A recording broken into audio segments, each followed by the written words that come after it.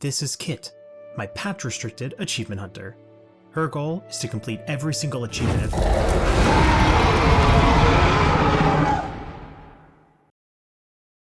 I'll also hint that I have special restrictions for rating, but those will be presented once we reach the first one during 2.0.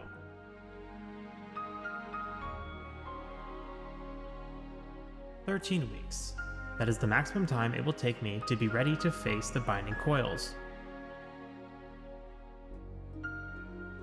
With the clock ticking ever closer to the coils, the proper preparations need to begin. With only 10 weeks left until coils, the first pieces of the preparations are falling into place. So I have to pick only one as the goal for this week, with coils looming so close over the horizon.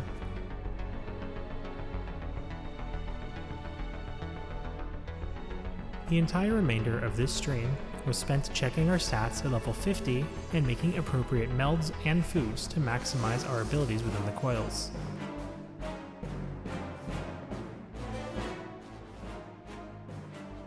After months of work, the curtain is finally about to draw on this chapter.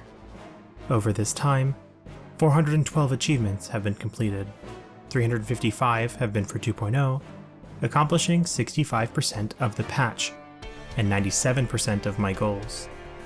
With only about 12 achievements left that I want to complete before moving on, it's time to face the final challenge. The binding coils of Bahamut are the culmination of the last 4 months of effort, and will be the hardest challenge I've had to face so far. Every single decision I've made in this series has been in preparation for this. From gear selection to class leveling, to the hundreds of hours of research.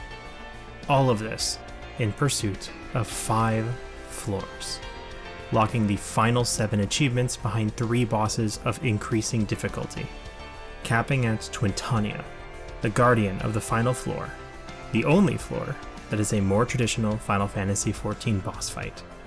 Slaying her is no easy task, yet it must be done in order to proceed into the next patch. Many long and sleepless nights of work, sweat, and tears from the tribulations of 2.0, but it will all be worth it once I can overcome this obstacle. But before I engage this challenge, I have a final round of achievements to collect. I progressed the Ixal through ranks 5 and 6, earning an achievement for rank 5. I additionally accept and turn in Goldsmith Leave quests, earning all 3 achievements quickly to flush out some of my inventory. I then decide to tackle the achievement for materia melding, which comes down to just melding and unmelding a low tier piece of materia on some gear piece. After 44 melds, I earn the achievement for 100 total melds. I do a leveling roulette and got White Mage to level 60, and spend the last little bit of time before raid gathering Fisher Leave items, earning 1 more achievement along the way. With that, my waiting is over, and it's time to face the coils. For this challenge, I gathered some friends to help me get through the coils. As these are raids, they require 8 players with a certain minimum item level. More on that a bit later. All of the players participating in these raids are required to undergo the same restrictions as I am, only able to use gear and jobs from patch 2.0. This entails each member only being able to use the jobs added in A Realm Reborn.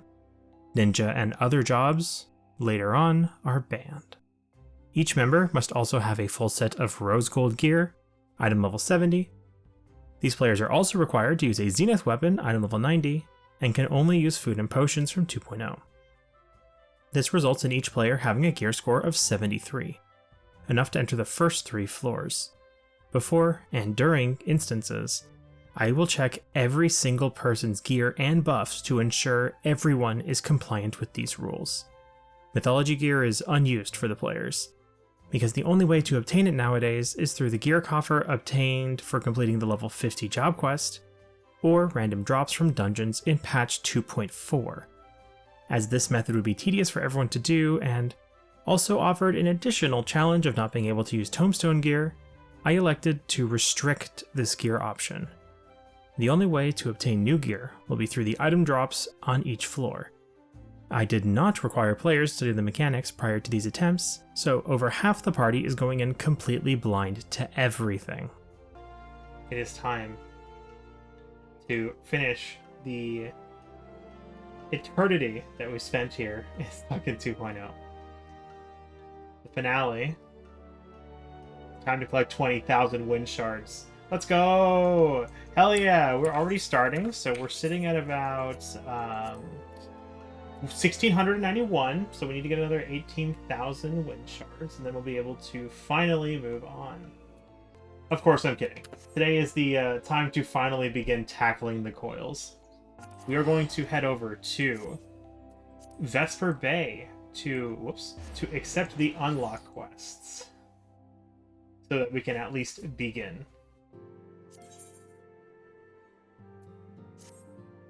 So, we are going to speak with Alice! Finally! She shows up again! Woo!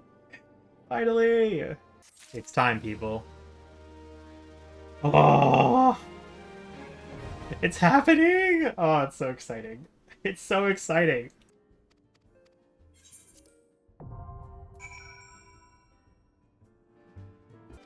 Yes, Garuda returns to us. We'll take the silver piece.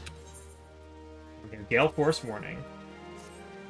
We are unlocking these now, but we're not going to do them. We're just keeping them unlocked, because if we do manage to succeed at this, we are going to go unlock these.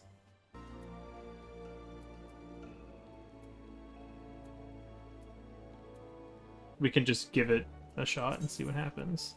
As a prerequisite to starting Coils, I decide to take the players through what is widely considered the first and easiest extreme trial, the Minstrel's Ballad Ultimus Bane.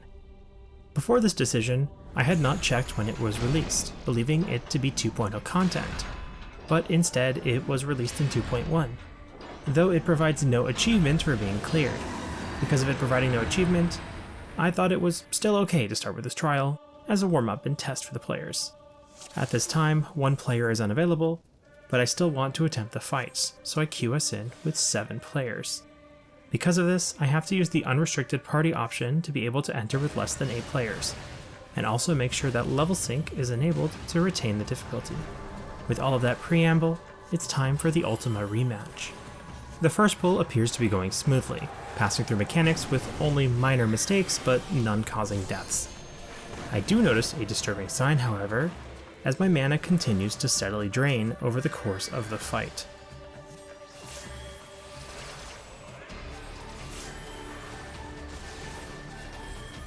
You weren't kidding about running out of mana. Oh my god, everyone's out! You almost did it.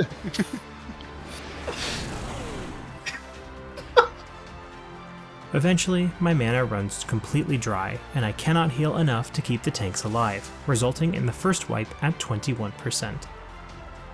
I mean, a second healer would be more beneficial than a 4th DPS, but I don't know who could swap with me, because I pretty much would need to go to Scholar. I don't have a Scholar book, though, and I don't have the gear either. I didn't make it. I think I can plan my mids better. I'm trying to give it one more shot, and I can just organize my healing better, because I wasted a Benediction kind of early.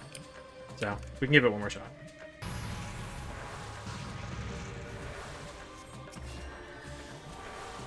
The next pull goes even better, but a lack of planning for the Etheroplasm explosions results in a second wipe at just under 6%.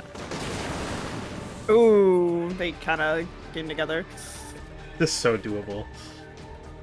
It is. Right there. One more try. Goodbye, Genesis. You want to try swapping a DPS to a healer? Here, Maeve, why don't you go to White Mage and I'll take Scholar. Okay, I can do that, yeah. Yeah, okay, we'll do that. Can we get that? Oh, I'm already ready. I got my stuff done. Yeah, you have your stuff. I just need to Yeah. go buy more mist to make a Scholar weapon and I can do it. I buy an additional set of Thavnarian Mists to upgrade the Scholar book to its Zenith version. The only prep I need to go in on a different class.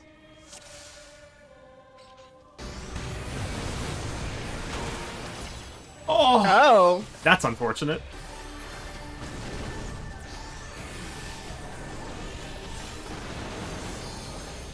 One more. Oh no! That's okay.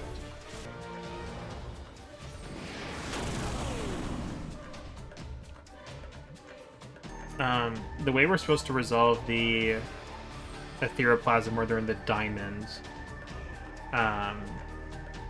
is it 2 tanks take 2 of them and then 2 groups of 3 take the other 2, or like is there a method we need to determine for that, or is yellow still fine?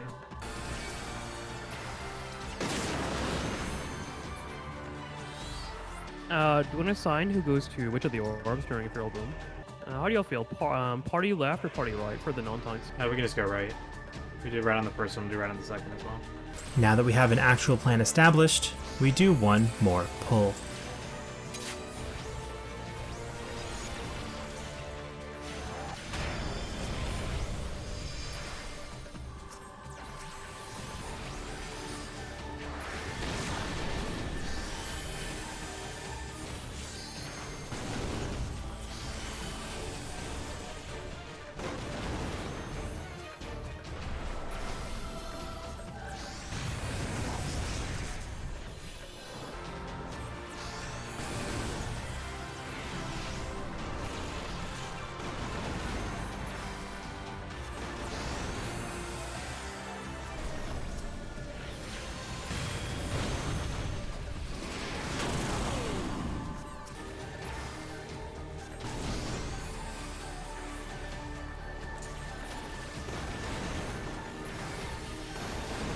Oh, it goes through invul. Never mind. I got you. Well, that's cool.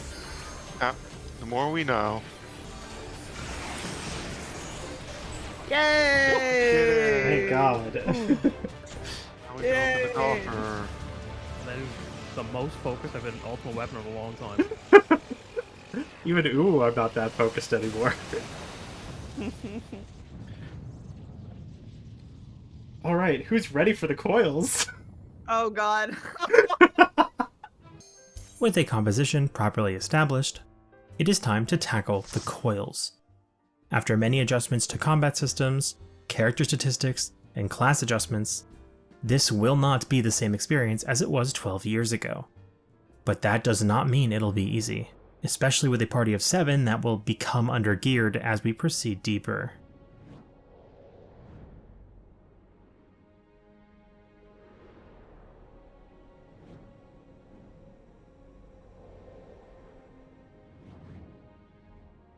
Okay. Despite some of the Allagan defenses remaining intact within this shard of Bahamut, we defeat it with little effort and are able to proceed into the coil to see what awaits us. Upon heading within, we discover a wing of Bahamut, the primal that caused the 7th Umbral Calamity that ravaged the land 5 years ago. How he exists in corporeal form is unknown, and we delve deeper to try to discover the answer. While fighting through the massive enemies along the way, I take a step off the main path for some mapping. Nope, we got it. We're good. Dispatching the last few mobs opens the path to the boss, granting mapping the realm before seeing our next adversary.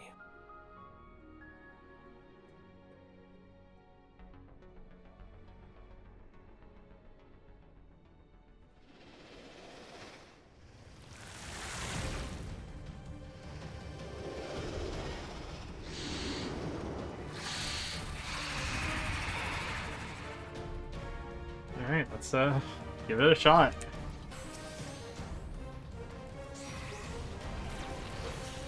The fight opens with the boss doing a single target tank buster on the main threat. Every so often, if a player is standing behind the boss, it can do a backwards conal, whip back.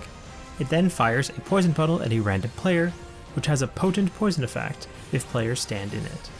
You also don't want to stand on the crystals, as these give a bleed effect once the fight starts.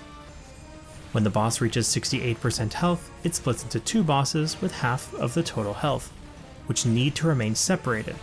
More on that later. Each boss will repeat the previous mechanics separately and gain stacks of steel scales, which is a 50% damage up per stack.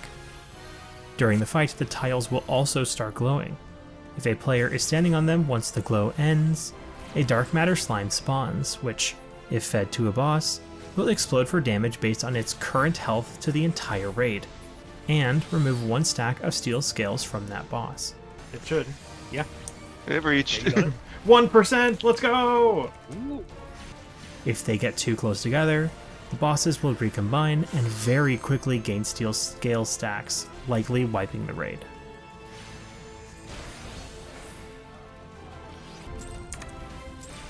As long as you get the cast off. When the cast bar disappears, it's good enough. Yeah. I assume it doesn't really matter which I attack during the split as long as they keep my dots up on both. Well, I mean, yes and no. We need to kill them evenly because Okay. once one of them dies, they rapidly gain the stacks of the damage up. So Okay. you kind of do want the kills to be even.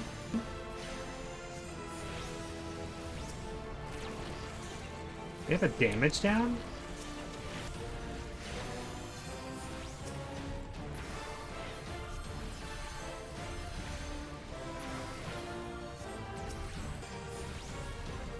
Ooh. Natural crit makes it a bit easier, though.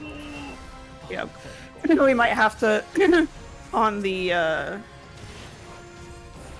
on our side we might actually have to spawn a slime and feed it to him because he had 3 stacks and I had we no kill him? bits. Can we kill him 2%? Can we do it? It's just that easy! It's just that easy! Nice! It's just that easy! Let's go! I'll take 3 tries. That's better than I expected. There's one. There's one. Okay. Oh my god, give the tanks everything. Give them everything. Yeah, give the tanks all the gear. Give them everything. Please. So they can glam. With the boss slain by the skin of our teeth, we are given the first boon in some new gear. Despite wanting to give the tanks what we could, none of the gear was fending, so instead, we prioritize handing out gear to the classes that can best utilize them. I should also note that we will not be farming gear from each turn, as this would make the challenge significantly easier if we are able to put on 5 item level 90 gear pieces for each player. Instead, we immediately head into the next turn, eager to see how the next challenge plays out.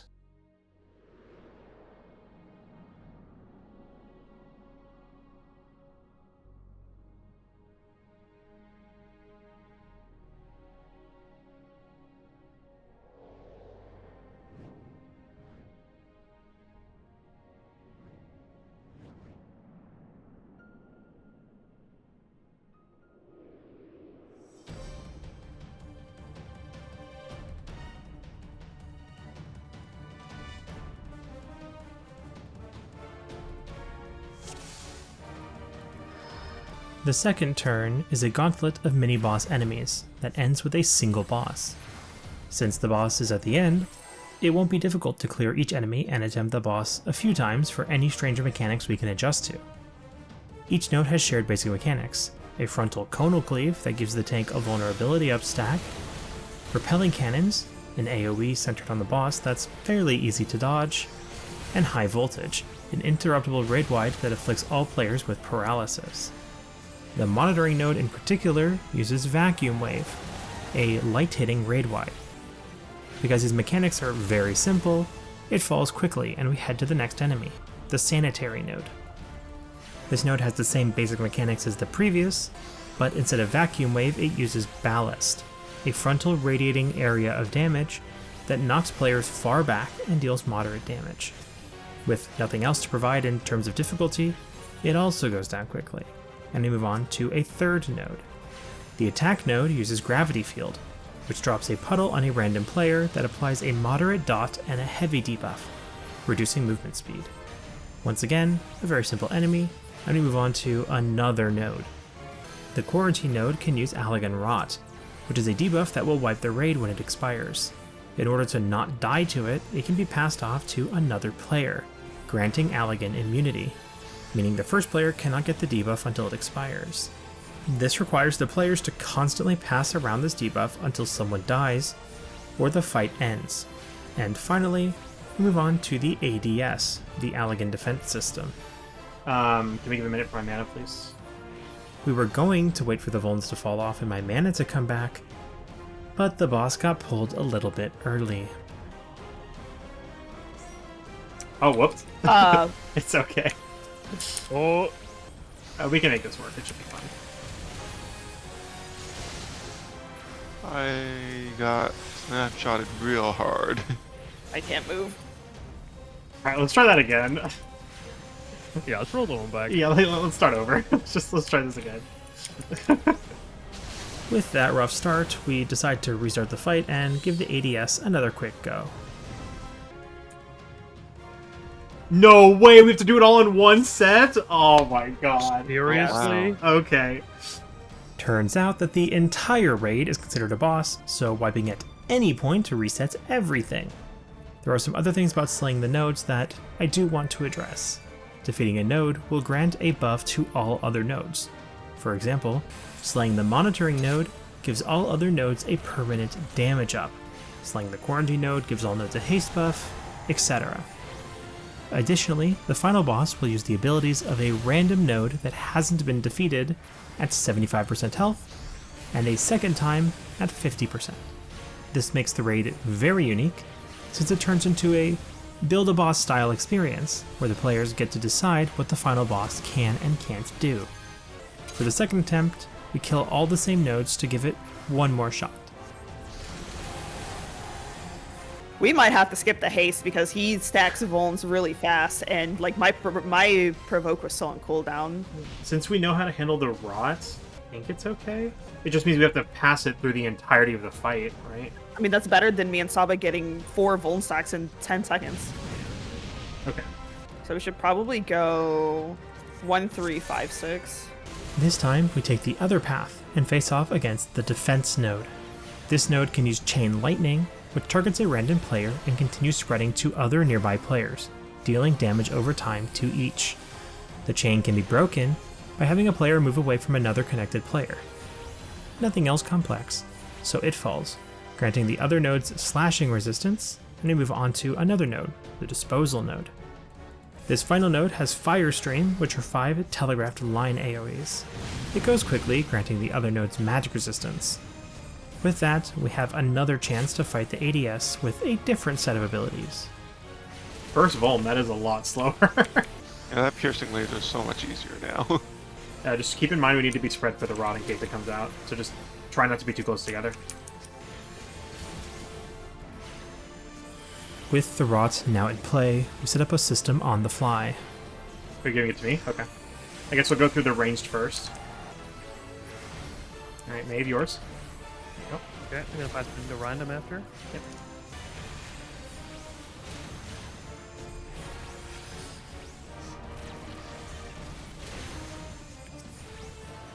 Oh my god.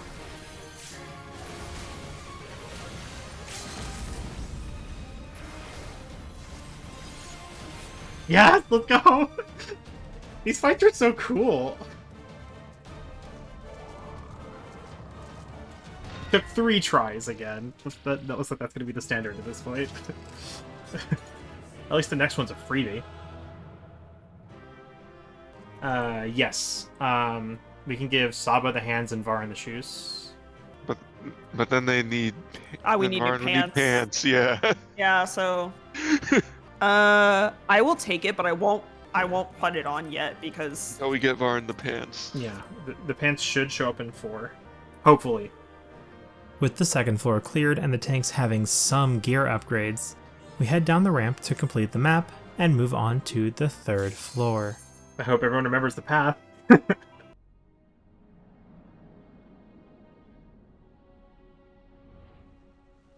The 3rd turn is pretty much a dungeon with no boss at the end. It's a very simple raid that even has a lower item level prerequisite than the last floor, and if it takes more than one try, I'll be astonished.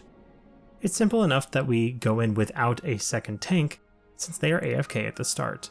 Yeah, so there's nothing in here, it's just a bunch of ad waves, so it should be pretty easy. So to trigger these, to remind everybody, you have to stand on the arrow, and then that enables this to jump through. So just keep that in mind. Alright, first ads. And we have to kill this guy to get access to this node. I don't think I can interact with this. Oh, I can. Don't obliterate me, please. I got it though! Was it worth it? Yes, yes it was. That's all we needed. Through the circle, so this one, and there we go. Nice. Alright, I'm not gonna do that again. You don't have to. Okay, thanks, Sava. Are you sure you don't want to do it again? Go down here. As I go... Oh, and there's mapping the realm. We're not done yet. Hey. So I'm going to stand. That's not. Well, I actually do think that's what I wanted. Welcome back, Barin. Hello. Duty complete! Duty complete. Yay! Well, doesn't matter. I can leave. Look at the Dread Guards go. They're still Walking walking. on. Look at them go! They're just...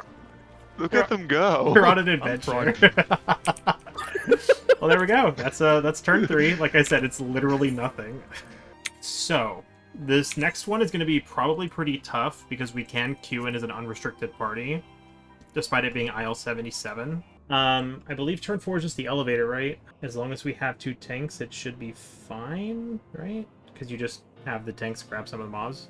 Because we're going to be under gear for that fight. Do you think one piece of 110 would be okay? Not for us, but for them. I think it should be okay. I mean, like, It'll solve the gearing issue. yeah, I am definitely okay with giving tanks gear right now. Oh my god. Varin, could you and Saba buy one piece of the 110 gear set from Arena's representative? Because I'm just trying to think of how to balance out the gearing situation, because we are going to be under item level for this from here on out. Yeah, but she doesn't have 110 legs. She just has the 110 gear is weapons and the primal gear. The next thing she has is the Ironworks 130. We could also try to do the elevator under geared. But sounds like a terrible idea with 7 people. Because I don't mind giving it a shot, and if it's too rough, we can figure something out. Alright, then let's just give turn 4 a shot and see what happens. Avoiding the gearing situation for now, we head into the 4th floor. This is similar to turn 3, but it's harder because the ad waves spawn in waves on the elevator, which is a small platform, and either on a timer or when the previous wave dies. I start the cutscene to spawn in the first wave, worried about how things will play out with the party under geared.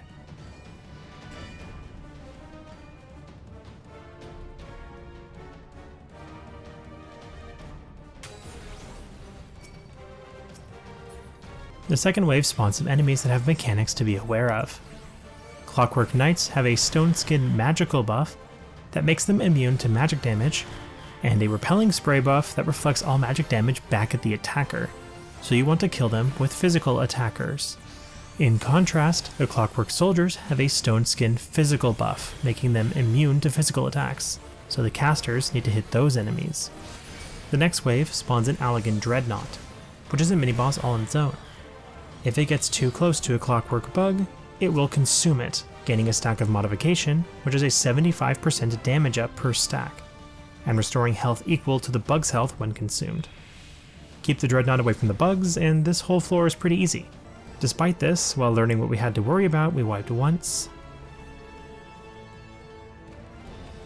and again,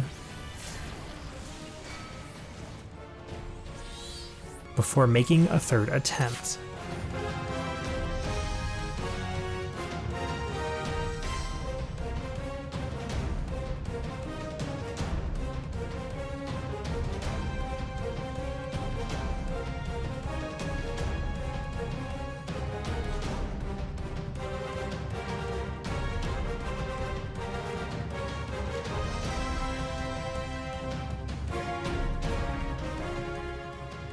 One more group.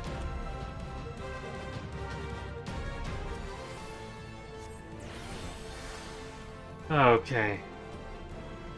There's turn 4.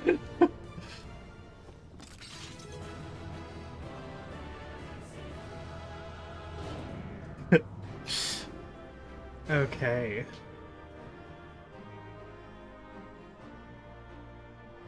Turn 4 does not come with a Mapping the Realm achievement, so we can leave without worry. With that finished, we end for the day, only turn 5 remaining.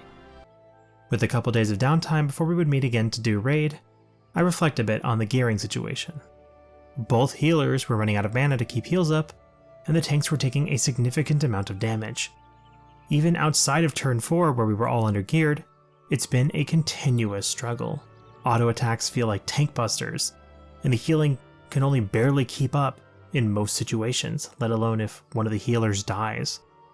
Going into Twintania like this, I feel worried that it could turn into an unwinnable situation where the tanks and healing aren't enough to survive the extended fight, not to mention if we only go in with 7 players.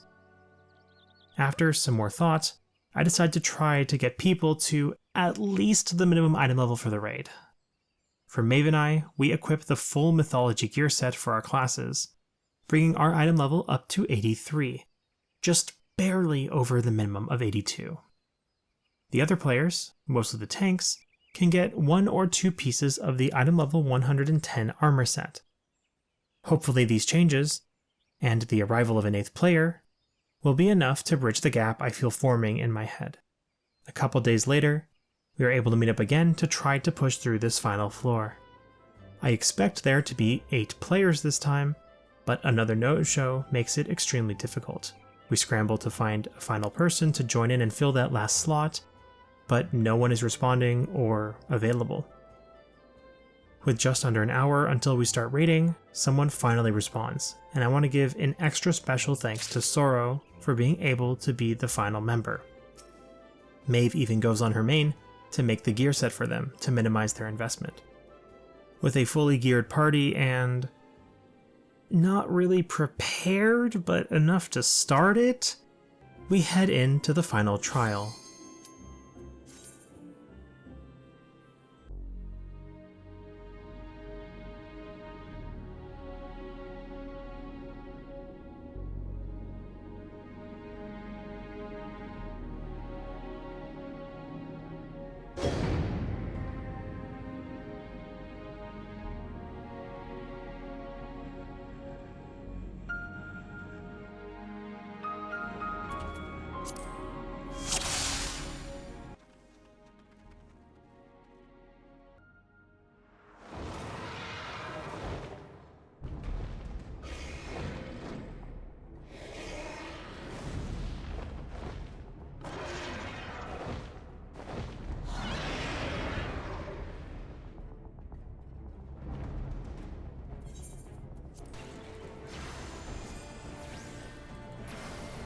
Am I lagging? Oh, I'm lagging real hard.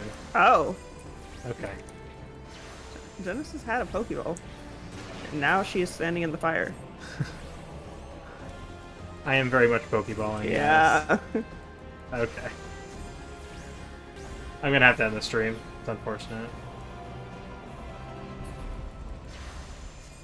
Sorry guys, I'm gonna have to end the stream, but I'm gonna record this. Sorry, I'll stream this to everybody later. I have hopefully fixed my internet. Let's try that again. My apologies.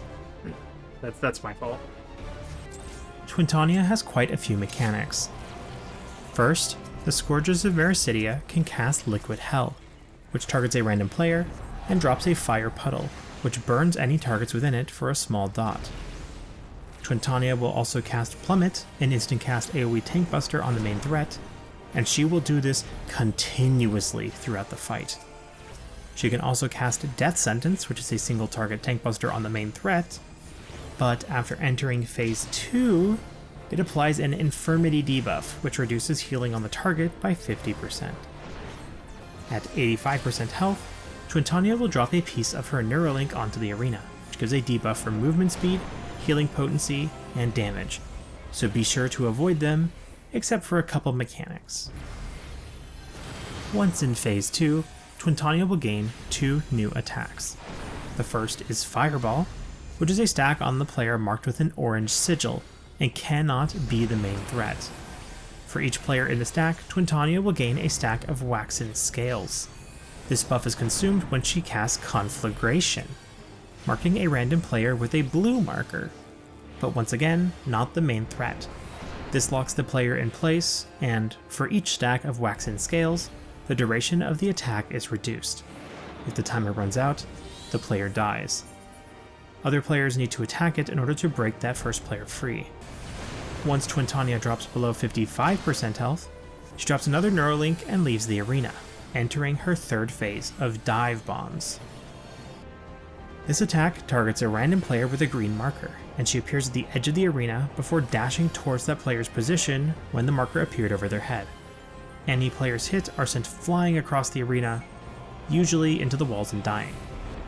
She does this 3 times before some new enemies spawn. The Asclepius is taken by the main tank, and does periodic single-target tank busters. The smaller snakes, which names I struggle to pronounce, are taken by the off-tank and only use auto attacks. When they die, they instant cast Disseminate, which is an AoE that applies a vulnerability up debuff to any players in range. After another wave of dive bombs and smaller snakes, Twintania will reappear in the arena and start charging.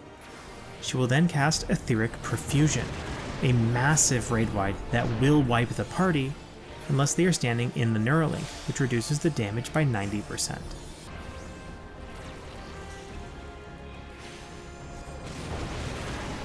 Oh, stay there early. We're Okay, got supposed to it. get in Yeah. the. We're supposed to Okay. get in the puddle. Evie was standing Yeah, I there, was- and I was like, oh. Okay. And then I saw people leave. I saw Twintania land, and I was like, oh, she's not gonna do the attack, and then she did. I was like, oh, fuck. It's like I saw people left, so I figured, okay, I guess I can leave too. This marks the beginning of Phase 4, where she will gain 2 new attacks in exchange for Fireball and Conflagration. She can cast Twister, which drops small tornadoes on a few random player positions.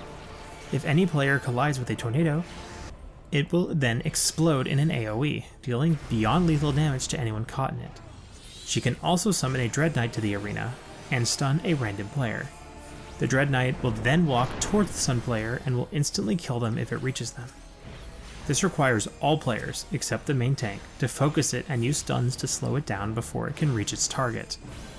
When she drops below 30%, Twintania enters her final phase and loses the previous 2 attacks. In their place, she can cast Liquid Hell like the Scourges earlier in the fight, and a dangerous attack, Hatch. This spawns an orb underneath her, which targets a random player with a purple triangle around their character. This orb will then chase that player until it collides with any player, which deals lethal damage unless the colliding player is standing in a Neuralink. And those are all of the mechanics in this fight. The only hope is that we can get through it soon. The final door between me and a new patch of content. No matter how difficult this is, I must get through it. The last 4 months of work have led to this moment, and I will not falter in the face of a real challenge. It's all about execution. So let's execute.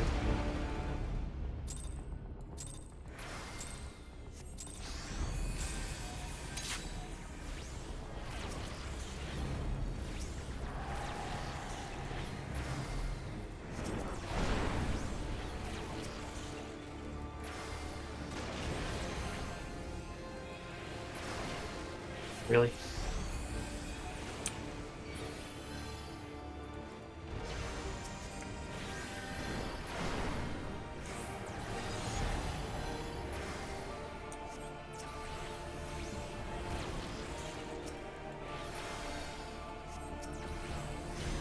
I'm so glad they give White Mage a dash.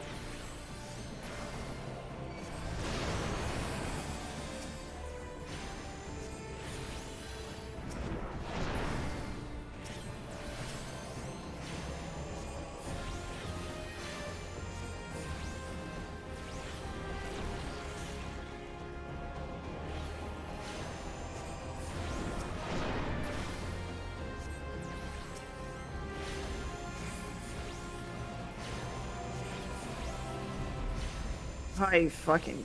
Oh, Christ.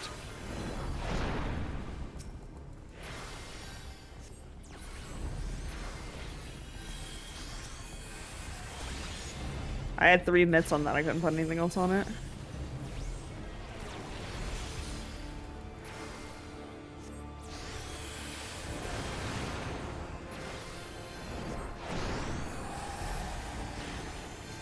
That's cool. Revarm before Quintania transforms. Beautiful. Oh, that was really close.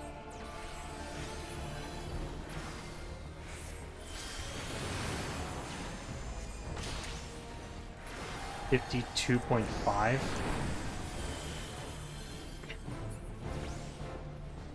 Well, once she drops that narrow link, she's gonna do one more plummet, and then we gotta move.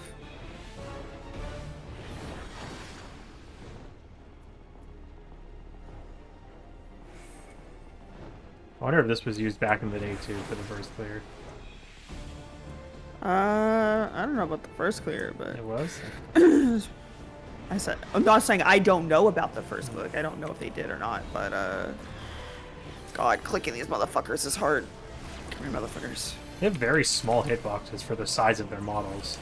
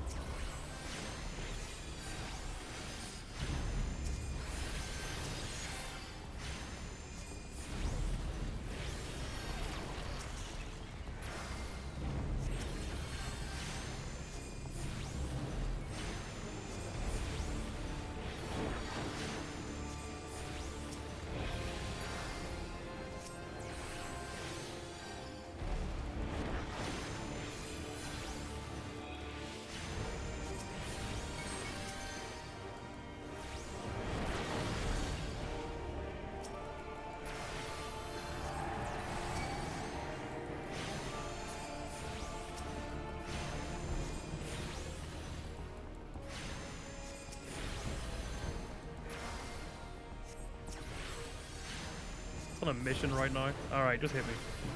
Yeah, like literally just let it hit you and then like let me take it after that, because like I can't chase it down. Yeah.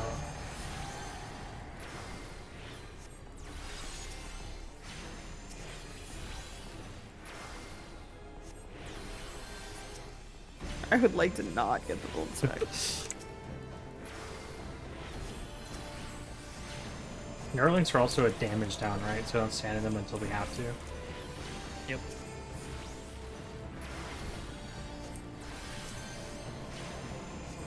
Alright, here we go.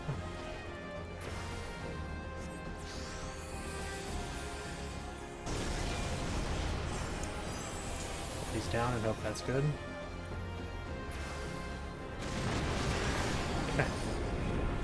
So spread out.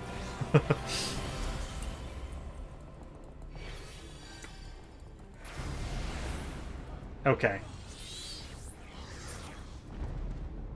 I need her to move. I'm just gonna hollow ground. Okay. Dave, can you get me up?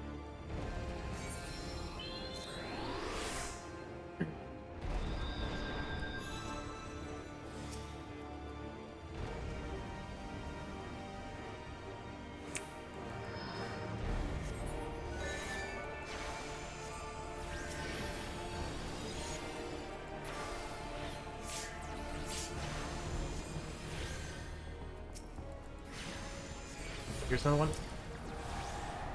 It's on random. Kill it. Twister. Ooh. I need help.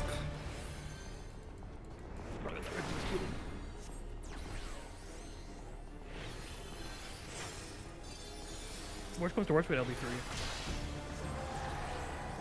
Oh, okay.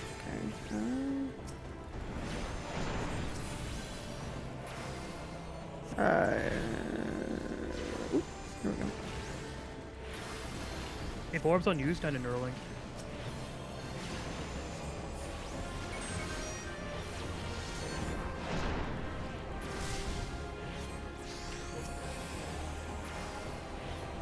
After his Invold wears off, I'm gonna provoke Quintania.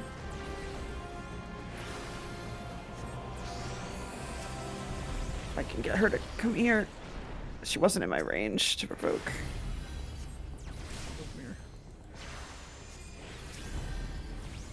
Oh no! Oh, that's unfortunate. Yeah, well, the fires are kind of boxing us in. I kind of don't have a choice. Can't move her.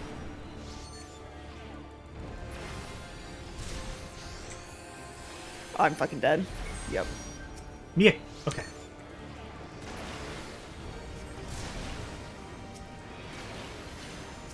We're almost there. Didn't realize that was a chaser. I'll switch out to Arian.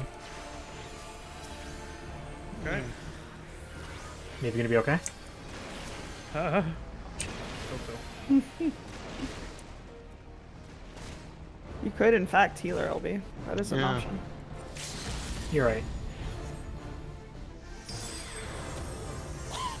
That didn't get you up? Okay. No, I died just as it went off. That's so annoying. Okay. Just focus heals and I'll. That's what I'm doing. I'm trying. I don't have any mitts, unfortunately. What Cooper said? Just hit her, kill her! We're so close, just kill her! I'm working on it. Okay, okay. Come on, please! Please! We don't, The we don't Lord! need What a Oh my fucking god! clear! What a fucking Holy clear! crap! Holy shit. we didn't need tanks where we're going. Wow, that was really hard. Rise. Yeah, it's, God, the other coils felt so easy compared to this one. Jesus. Come here. Yay! Come here, let's map it. Oh, Oh, Need to map it. thank God. After overcoming the final challenge, we reach the deepest level of the first coil, and Alisei activates the equipment. The startup sequence runs and opens the doors, where we find Bahamut's head being sustained by Allegan technology. Astonished by this revelation, we leave the coil to regroup, and I relish in a success that I have been working towards for a long time. Before we disband for the day, I unlock Garuda Extreme, since 2.1 is to be unlocked shortly. Though there is one more set of achievements to be taken care of prior to that. Seeking to finish the repeat achievements of beating Twintania 10 times, I enlist the help of other Patchlock viewers under no restrictions besides level sync, in order to bring in the community and help fill out the party to make it a bit more enticing prospect for other random players looking through the party finder. It ends up being filled with only Patchlock viewers, and then I take us in for the final runs of Twintania. Okay, let's go! Yeah, so we'll take this one. Cavani will stay there. And we just wait.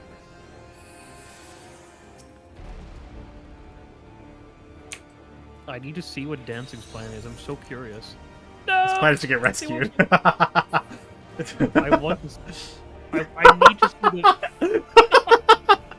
the double yoink. Oh my god. Shit. Go! No! I think out of mid, Dread Knight coming again. Hmm? Is there a second Dread Knight now? Yeah, the Dread Knight's about to come out shortly. We have a little bit longer. I think it's this death sentence. Are you? I don't have dash. I don't have dash. Move! Move! People move! Okay, we're good. He was in my way. What am I supposed to do? He was in my way. Oh my god, the I don't know panic what to in Kitt's tell you. voice. Or Oh my binds God, the that was tie so too. funny to me. Let's go. Thank God. Beautiful, beautiful, beautiful. Oh. beautiful. It's funny, we were at the point where it's like, if it doesn't happen, it's not the end of the world. Like, we'll be fine to move on if we don't get it, but... To crush your enemies, one! Yo! That's Very so nice. funny. Alright, two more. Just need... Oh, one more. We need one more. Oh shit! Hell yes! Okay, one more clear. One more clear. Well, Maeve, you and I are done with 2.0. Properly. Yay! I got And there this. we go. Holy crap, we're done. Very. We don't have to very touch nice. this content ever again. With that final kill on Twintania, 4 Patchlock accounts have cleared the Coils, and 2 are moving on to new content. Patch 2.1 is finally accessible to me, and I look forward to not needing to grind wind shards for a short time. This journey is far from over, but at least the first major hurdle has been cleared. This makes the future feel less daunting and much more achievable than ever before. There is so much more to accomplish, and I hope you'll all join me for more Patchlock.